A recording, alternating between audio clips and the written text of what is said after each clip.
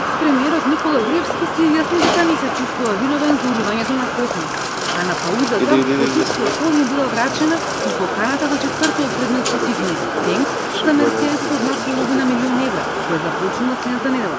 Како што дознава Телмак, Португал во чарското метото присуствува и му ја врача поканата, со оглед на тоа, што на домашна адреса некој не можел да го најде.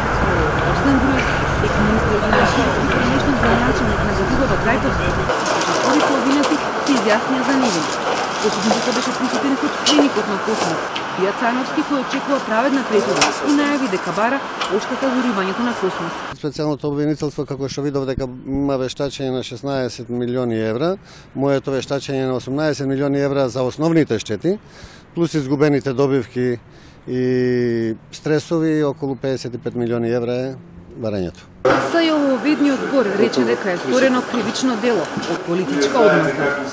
Обвинетите Никола Груевски и Милена Киески ја искористиле политичката моќ и како премиер и министер незаконски гурнале стамбениот објект Космос на нивниот политички противник Фијат Цановски, инвестиција од 30 милиони евра, само затоа што тој како председател на ПЕИ ја напуштил коалицијата со ВМРО-ДПМН, исклучил коалиција со СДСМ на изборите во јуни 2011-та.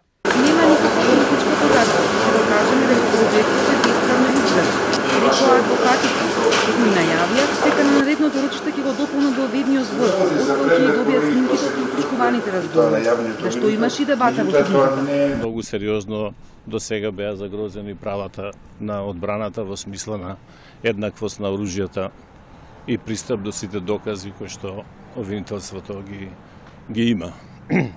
Тоа мислам пред се на снимките кои што не беа доставени до одбраната и се уште не се. Судијата Огнен Ставрев им дозволи на медиумите да направат инсерти во судница и покрај противањето на адвокатите. Тоа не е момент за